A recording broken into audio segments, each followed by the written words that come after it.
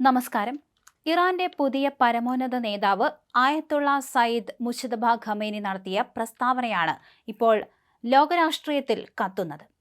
ഹിസ്ബുള്ളയെ മുൻനിരയിൽ നിർത്തി ഇസ്രായേലിനും അമേരിക്കയ്ക്കും എതിരായ പോരാട്ടത്തിൽ ഇറാന്റെ മുഴുവൻ പിന്തുണയും വാഗ്ദാനം ചെയ്തിരിക്കുകയാണ് മുജ്തബ ഖമേനി. ഇതൊരു വെറും പ്രഖ്യാപനമല്ല. ഷെയ്ഖ് നഈം ഖസാമിന് അയച്ച സന്ദേശത്തിലൂടെ മുജ്തബ ഖമേനി ഇറാന്റെ നിലപാട് തീർത്തും വ്യക്തമാക്കുകയായിരുന്നു. ഫെബ്രുവരി 28 നടന്ന വ്യോമാക്രമണത്തിൽ കൊല്ലപ്പെട്ട മുൻ പരമോന്നത നേതാവ് ആയത്തുള്ള അലി ഖമേനിയുടെ മകൻ മുജ്തബ ഖമേനിയാണ് പുതിയ നേതാവായി പ്രഖ്യാപിക്കപ്പെട്ടതെങ്കിലും അദ്ദേഹം ഇതുവരെ പൊതുവേദിയിൽ പ്രത്യക്ഷപ്പെട്ടിട്ടില്ല. ചില രേഖാമൂലമുള്ള പ്രസ്താവനകൾ മാത്രമാണ് അദ്ദേഹത്തിന്റെ ഭാഗത്തുനിന്ന് വന്നിട്ടുള്ളത്. ആക്രമണത്തിൽ പരിക്കേറ്റ അദ്ദേഹം ചികിത്സയിലാണെന്ന് അധികൃതർ പറയുന്നുണ്ടെങ്കിലും മുജ്തബ എവിടെയാണെന്ന കാര്യത്തിൽ ഇപ്പോഴും വലിയ നിഗൂഢത തുടരുകയാണ്. അതേസമയം പിന്നോട്ടില്ലെന്ന ഉറച്ച തീരുമാനവുമായി മുന്നോട്ട് തന്നെ പോവുകയാണ് ഇസ്രായേൽ. ഇറാന്റെ ഖുദ്സ് ഫോഴ്സിലെ ഉയർന്ന എഞ്ചിനീയറിംഗ് ഓഫീസറെ കൊലപ്പെടുത്തിയിരിക്കുകയാണ് ഇസ്രായേൽ. മധ്യ ഇറാനിലെ മഹല്ലത്തിൽ നടന്ന ആക്രമണത്തിൽ ഖുദ്സ് ഫോഴ്സിലെ ലബനൻ കോർപ്സിലെ എഞ്ചിനീയറിംഗ് മേധാവിയായ മഹ്ദി വഫായിയാണ് കൊല്ലപ്പെട്ടത്.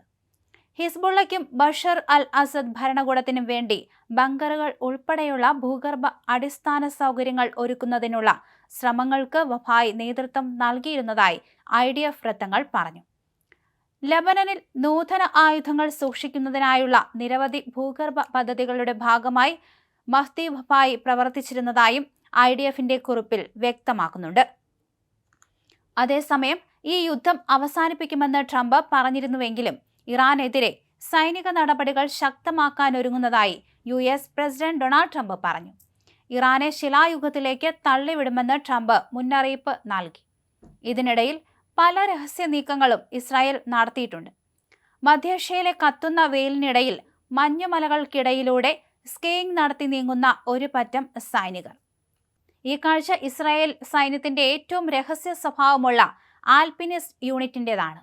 സിറിയ ലബനൻ അതിർത്തിയിലെ തന്ത്രപ്രധാനമായ മൗണ്ട് ഹെർമൻ മേഖലയിൽ ഇറാൻ അനുകൂല ഹിസ്ബുള്ള പോരാളികളെ ലക്ഷ്യമിട്ട് ഇസ്രായേൽ നടത്തിയ ആദ്യ പർവ്വത ദൗത്യത്തിന്റെ ദൃശ്യങ്ങളാണ് പുറത്തുവന്നത്.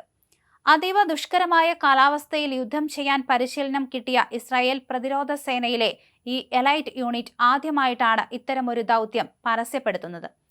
ഭീകര സംഘടനകൾ അതിർത്തി മേഖലയിൽ താവളമുറപ്പിക്കുന്നത് തടയാനായിട്ടാണ് ഈ പ്രത്യേക നീക്കമെന്ന് IDF അറിയിച്ചിട്ടുണ്ട്.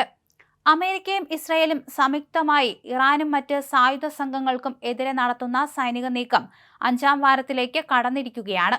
ഇതിനിടയിലാണ് തന്ത്രപ്രധാനമായ മലനിരകളിൽ ഇസ്രായേൽ സൈന്യം പിടിമുറുക്കുന്നത്. അമേരിക്കൻ പ്രസിഡന്റ് ഡൊണാൾഡ് ട്രംപിന്റെ പ്രസ്താവനകൾക്ക് പിന്നാലെ കടുത്ത പ്രത്യാക്രമണ ഭീഷണിയുമായി ഇറാൻ സൈന്യം രംഗത്ത് വന്നതാണ് മറ്റൊരു വാർത്ത. യുദ്ധം അവസാനിക്കാറായി എന്ന ട്രംപിന്റെ അവകാശവാദങ്ങളെ തള്ളിക്കളഞ്ഞ ഇറാൻ സൈനിക വക്താവ് അമേരിക്കയും ഇസ്രായേലും പൂർണ്ണമായും കീഴടങ്ങുന്നതുവരെ പോരാട്ടം തുടരുമെന്ന് വ്യക്തമാക്കി. ഇറാൻ ഔദ്യോഗിക മാധ്യമമായ IRIB വഴിയാണ് ഇത്തരത്തിൽ സൈനിക ആസ്ഥാനത്തു നിന്നുള്ള ഈ പ്രസ്താവന പുറത്തുവിട്ടത്.